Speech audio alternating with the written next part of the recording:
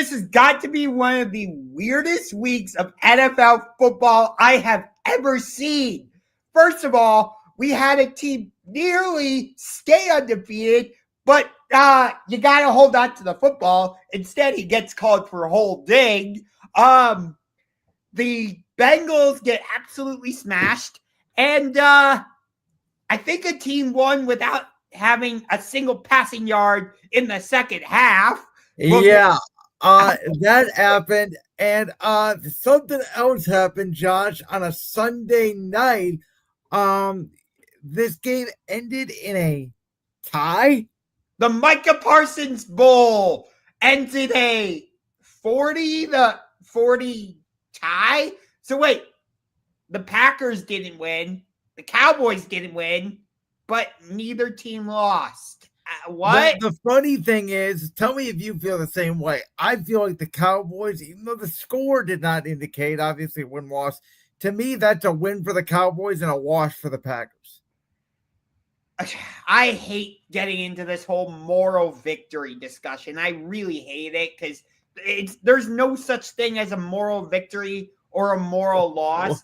But if you're a bad football team, there is such thing as a moral victory, I would argue. I agree there's no such thing as moral losses. There are more instances where there's moral victories than there are moral losses. And I said going into the game, I said, be very careful about thinking Green Bay was just going to go in and smash Dallas, because that's what everybody was saying on the talk shows all week. Cowboys were going to hear that. Cowboys were going to play well. I thought Green Bay would win relatively close. I did not think it was going to be a blowout until it was 14-3 early. And it looked like a blowout was on the board. All of a sudden, the Cowboys get the strip sack of Jordan Love. They go down, they score, and they score, 9 points in the span of 43 seconds, and they lead at halftime. Yeah. I'll tell you what, Dak Prescott looked fantastic in this game. Him and George Pickens looked like a deadly combo. I wonder how that's going to work once CD Lamb gets back. Because, CD's going to obviously be reinstalled as the number one. Pickens probably won't get as many targets. So how's that chemistry going to get affected? But I'll tell you what, Micah Parsons, although he didn't have a major impact on the game, I thought he made the game-saving play for the Packers when he sacked Dak Prescott, who looked like he had a clear shot at the end zone late in that game. Yeah, that definitely, is one of the reasons why the game went to overtime. And my biggest takeaway from this game is actually all off season, even before the Michael Barton trade even happened, we all said the Cowboys are not going to be a good football team because they have CeeDee Lamb and George Pickens, yes, but they don't have a run game. Dak Prescott is coming off a second surgery, and their head coach is Brian Schottenheimer, who had never been a head coach in his many years in the National Football League. And yet, the Dallas Cowboys are, for one, very buttoned up. Unlike the Mike McCarthy era, they do not commit a lot of penalties. Dak Prescott is playing at the level that he played at in 2021, 2022, when he was in MVP consideration. And Brian Schottenheimer has this team ready to play from jump. He really does. And, you and I both had the Packers in the Super Bowl when we did our preview show before the start of the season. I have them winning it. You have them losing to the Buffalo Bills. And right now, the Packers have kind of hit a bit of a speed bump, losing strangely to the Cleveland Browns last week. And then, like you said, everybody expected them to win this game fairly easily against the Cowboys, but it ends in a tie. And yet, here's the one thing, though, I will say. They get to recalibrate now because their bye week is this week. And then they go home and they take on a Bengals team who, ever since Joe Burrow went down in week 2 against Jacksonville, has looked absolutely lifeless. Yeah. Detroit is favored by like 10.5. Yes. That's hilarious. And And by the way, that's in Cincinnati. When's the last time in the NFL you've seen a team on the road be favored by double digits? I mean, think about this. Even Buffalo this past weekend was favored by 15 and a half against the Saints, and they didn't cover, and they were at home. So, I don't know. My takeaway from this is I still think the Cowboys are somewhat a third place team, but are they like an 8-9 win team instead of what we thought a 4-5 win team? I think the Cowboys definitely caught a break thanks to MetLife Stadium. And I think the New York Giants are cursed because Jackson Dart played really well. But then, of course, they lost Malik Neighbors. So I think that puts the Giants into fourth place because if he had stayed healthy, I think there was a chance the Giants could have still overtaken the Cowboys for third. Yeah, and the funny thing is, so Dallas, I believe their next two games are against the Jets. I know it is this Sunday, but I believe the one after that's Carolina. After that, it gets really tough for Dallas. So if the Cowboys are going to make any sort of run this year for a potential wild card spot, they have to win these next two games. Yeah, which who knows with Carolina? They win 30-0 and then get spanked by the Patriots. Well, and then they get the Dolphins, and who knows what the Dolphins are. Obviously, they beat the Jets last night in a not very entertaining ball game. Who knows? But a team that should be very concerned at 1-3, Josh, the team that got absolutely smoked by the Kansas City Chiefs Sunday in Arrowhead. It was easily Patrick Mahomes' his best game in a Chiefs uniform in easily a couple of seasons. And it looks like to me that Lamar Jackson may not even play in this game Sunday against the Texans. It sounds like it's going to be Cooper Rush because Houston is favored by 1.5 right now. If I had to guess, Lamar's going to miss a couple weeks, honestly. And remember how the Houston wait, who was it that was injured? Remember how the San Francisco 49ers were injured to all hell and back last year? And you can make a case they are this year as well. Yes, but my point here is it feels like the Baltimore Ravens are the AFC's version of the San Francisco 49ers, at least for this season. Yeah, the weird thing about the Ravens is, up until week 3, you didn't really notice it because they played so well against Buffalo week 1, even though they lost. They beat the Browns handily in week 2. And then they come out Monday. Impressive. And then they come out Monday night against the Lions and they look flat. And so you think, okay, they're going into Kansas City. They may not win, but at least it's probably going to be a competitive game. And by the halftime, let's be honest, that game was over. Yeah. Mahomes found his groove. And given the Chargers' offensive line issues, Mahomes could very easily come back and win this division. And here's the weird thing about Baltimore is they caught a huge break of the fact that Joe Burrow got hurt for the Bengals because they're sitting there at 1-3. The Browns are not going anywhere. It sounds like the quarterback out of Oregon, Dylan Gabriel, may be playing this Sunday against the Minnesota Vikings. Finally! Do we really? I know we have a separate topic on this, so we'll get to it. But do we really believe in the Pittsburgh Steelers? I mean, is it fathomable that, let's say, even if Cooper Rush plays this week and the Ravens fall to 1-4, I don't think it's out of the question they can still win the division. I mean, like you said, the Browns are going nowhere. Maybe that's why the Browns are playing in London, is because the U.S. lost the Ryder Cup, so this is our payback. I'm starting to think that's what it is. But the Bengals are pathetic. They may end up trading Trey Hendrickson, for God's sakes. And like you said, we'll get to this, but I don't know with the Steelers. But after the Texans, they've got the Rams at home. And that's the team that the Rams almost beat them. Remember, a couple of years ago was the pump walk-off return, and the Rams are obviously playing very well. They get the Niners this week on a Thursday night.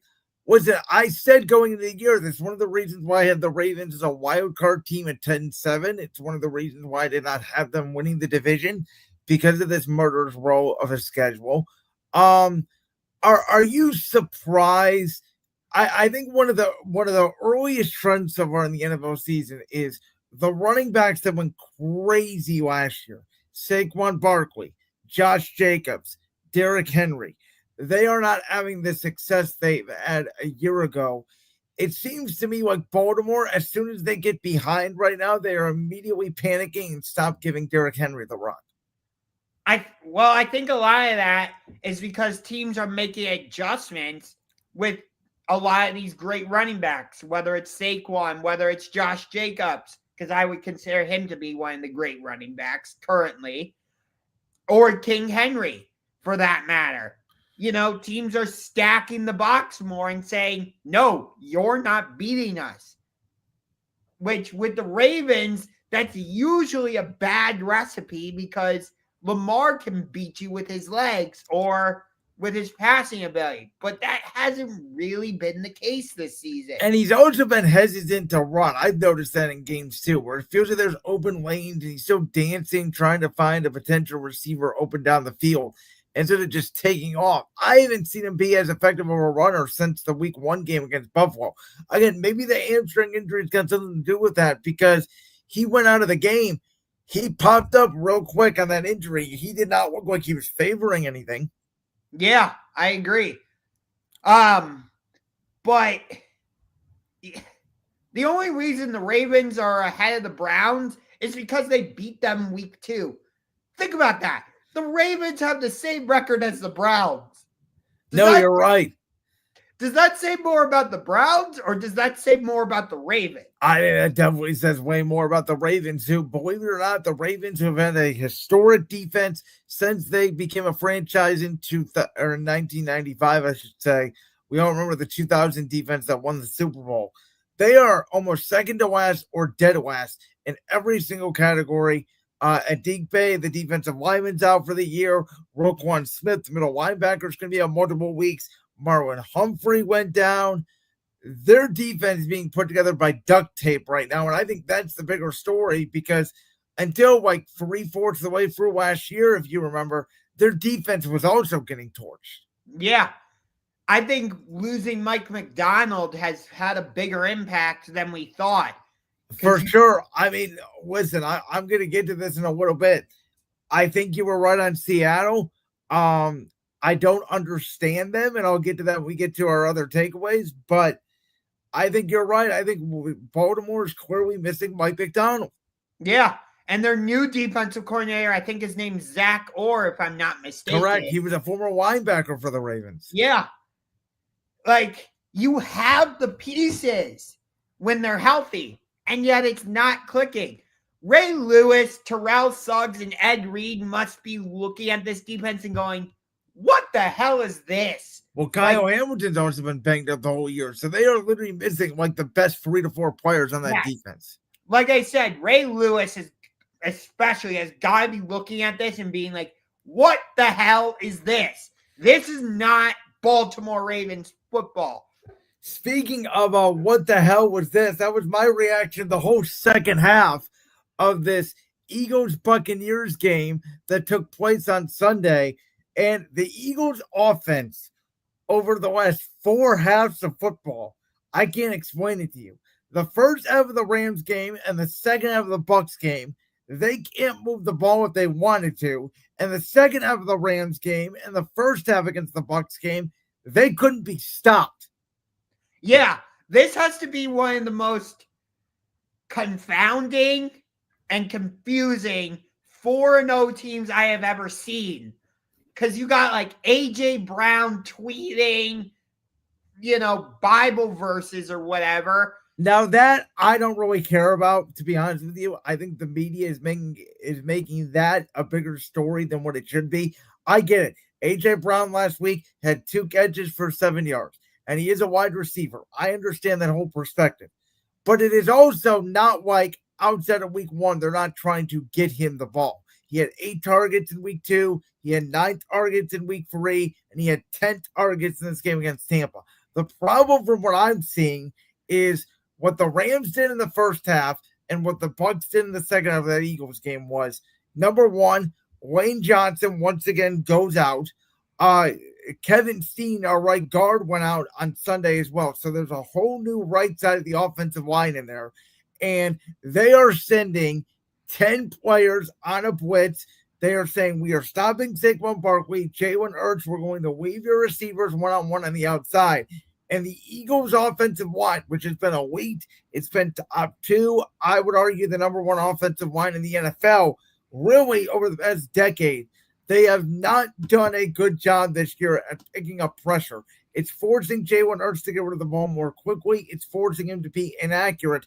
And that's what's causing, I think, the misconnection with A.J. Brown is they want to take these shots down the field. But when they dial it up, it's either the pressure gets home and Jalen can't get the ball off, or they are anticipating man coverage. They are getting zone coverage, and Jalen can't find A.J. Brown over the top. Because when you go back and you see the all-22, you can see they are sending A.J. Brown on deep routes. Either Jalen Hurts just isn't pulling the trigger or he's not connecting with it. I think part of the reason Jalen isn't pulling the trigger, I don't know what a trigger is, but either way, I want to know if you agree with me on this. Jalen Hurts has never really been a risk-taking quarterback. And I feel like this Eagles offense has never really been a risk-taker type of offense. Do you agree with me on that one? So I kind of do. In 2023, he took a lot of risks because he was trying to validate the fact that he got paid the big contract, and it led to the 15 interceptions. It led to the historic collapse, obviously. And Jalen, I think he threw 4 or 5 interceptions for the first 4 weeks of last year. Then at the bye week, remember last year, week 5 was our bye week. At 2-2, they changed the entire offense. It was way more Saquon Barkley dependent, and I think now they have drilled it into Jalen Hurts' head that we have such a good defense, you don't need to turn the football over. If it's not there, check it down to Saquon or run and slide, and, we'll put the ball, we'll play good defense. As long as we don't turn the football over, we should be able to win the game. And that's where I think part of the problem is that it's been so ingrained in Jalen's head that we have such a good defense. You don't need to take the big shot. You don't need to go after A.J. Brown or Devontae. He's not willing to take the big shot. At least. Yes, and the other thing is, too, they were more aggressive in the Super Bowl year when we lost to Kansas City, Super Bowl 57 under Shane Steichen. That was the first year A.J. Brown was there. One, because Miles Sanders wasn't as explosive a running back as Saquon Barkley. But two, nobody saw Jalen Hurts be a deep ball thrower down the field before, and they took advantage of it, and he was a very accurate deep ball thrower. Last year, same thing, where they would, they'd run the ball with Saquon, and then once teams would come down, they would take their shot over the top, and Jalen was very good at it last year. Now they're saying, you know what? We don't care how good of a thrower you are. We're going to make sure you don't even throw the ball deep because we are going to send every single person at Saquon Barkley, who's been getting hit way beyond the line of scrimmage way too much, and it's throwing off the rhythm of the offense. But again, maybe it's just the fan in me. It's hard to criticize the Eagles when they have literally almost put on a historic feat in the NFL where they have only lost one total game, including the regular and postseason, in the last 365 days. Their last loss outside of the Bucs game last year on September 29th, so 366 days ago, was the game at Washington when Jalen Hurts got hurt in the first quarter. We were up 21-7 in that game, and then Jaden Daniels makes the incredible comeback. Yeah. Teams have definitely made an adjustment defensively and are playing Saquon differently. I'll give you that. But it feels like Jalen isn't making those adjustments to what the defenses have done in terms of their adjustments. And I'll counter that by saying they made the adjustment against the Rams They clearly did. It was a different game plan. And they came out in the first half against Tampa, and it was a completely different game plan. They threw the ball. What happened was, again, to both of our earlier points, they got up so big, 23-7 at halftime. It's like they basically went in a shell in the second half and said, there's no way our defense can give up 16 points a game. Let's just not turn the football over and we'll win the game. And I think part of that is Tampa went into the locker room at halftime. They made adjustments.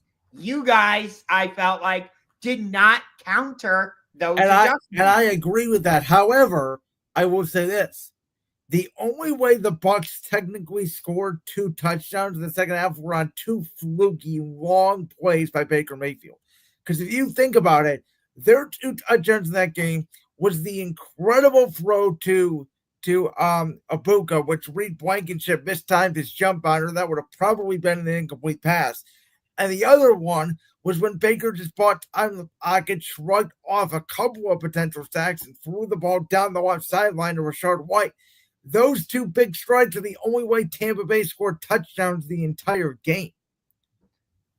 I understand that, but again, it goes back to my bigger point.